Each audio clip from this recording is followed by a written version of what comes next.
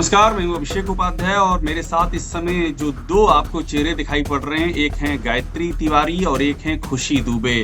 खुशी दुबे, ये वो नाम है जो किसने नहीं सुना होगा।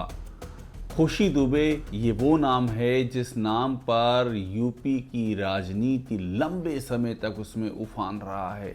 खुशी दुबे के बारे में किसने नहीं सोचा है, कौन हैरान नहीं हुआ है कि एक लड़की जिसकी अभी अभी शादी होती है, जिसकी हाथों की मेहंदी भी नहीं छूटी होती है, महज 48 घंटे हुए होते हैं, उसको विकास दुबे का जो पूरा मैटर होता है, विकास दुबे के हाथों और उसके साथियों के हाथों जो पुलिसकर्मियों की हत्या होती है, उस मामले में एक ऐसी लड़की को जेल डाल दिया जाता है, गिरफ्तार कर लिया जाता है, जिसकी 2 दिन पहले, सिर्फ 2 दिन पहले शादी हुई थी और जिसे कुछ नहीं पता था। जो उसके घर वाले बताते हैं कि वो किस घर में जा रही है, उसका पति अमर दुबे कहाँ, उसके कनेक्शन कहाँ हैं, ये कुछ भी नहीं पता था। उस खुशी दुबे को जेल में डाल दिया गया।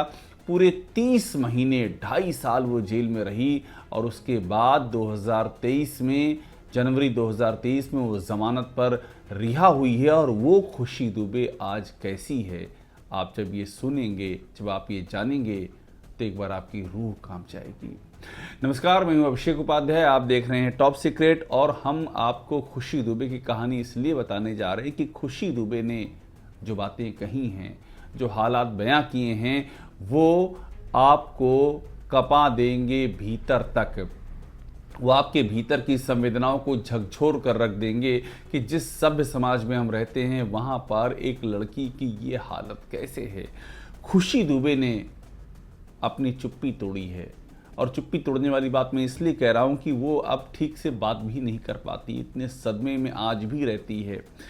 हमने खुशी दुबे से बात की है और हम आपके सामने पूरी कहानी लाएंगे खुशी दुबे की, कि जिस लड़की की 48 घंटे पहले शादी हुई होती है, उसको साल 2020 की जुलाई में जो बिकरू कांड हुआ होता है, उसके बाद अरेस्ट किया जाता है और उस खुशी दुबे की ज़मानत पूरे 30 महीने बाद, 2.5 साल बाद होती है। राज्य सरकार, योगी सरकार, इलाहाबाद हाईकोर्ट से लेकर के सुप्रीम कोर्ट तक उसकी ज़मानत का विरोध करती है कि मानो जैसे कि वो कोई बहुत ही ख़तरनाक किस्म की अपराधी हो।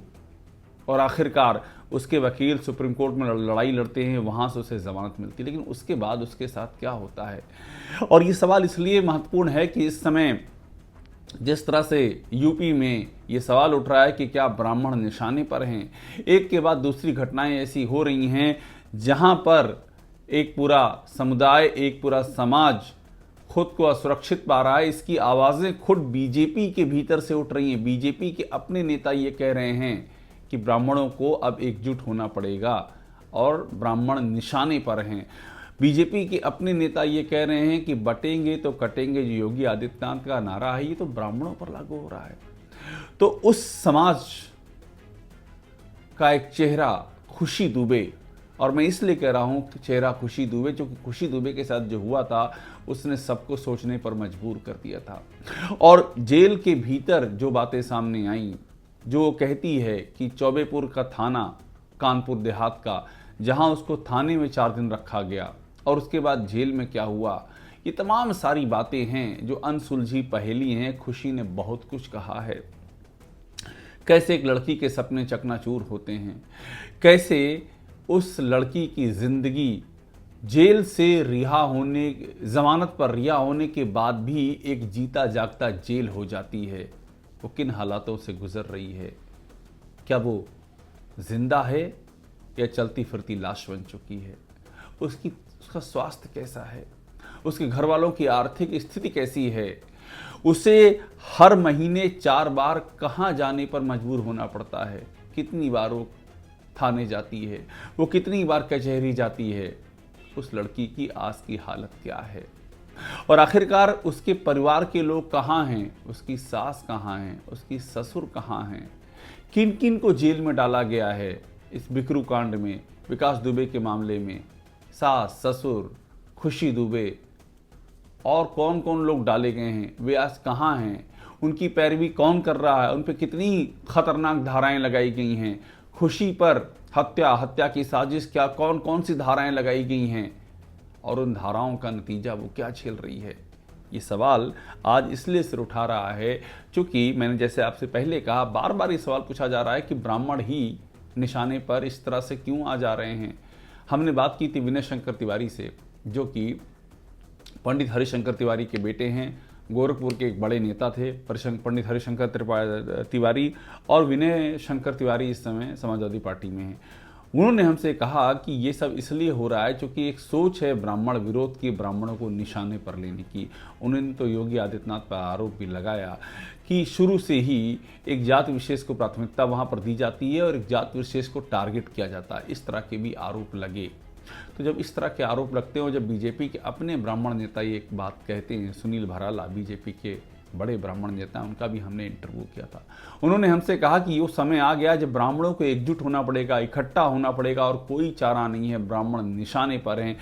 अपनी ही सरकार में ब्राह्मण के निशाने पर होने की बात वो हमसे कह गए थे। तो कुछ तो है, बिना आग के धुआं नहीं होता है। जिस तरह से मोहित पांडे की हत्या हुई है, हत्या में इसलिए कह रहा हूँ, घर वाले हत्या का आरोप लगा रहे हैं, पुलिस कस्टडी में मौत हुई है और वो मौत हत्या ही बताई जा रही है। उसमें बाकायदा एफआईआर भी हुई है। चिन्हट, लखनऊ की चिन्हट थाने के जो थानेदार, चौकी जो थाना प्रभारी है, उसके खिलाफ, पुलिसकर्मियों के खिलाफ एफआईआर हुई है।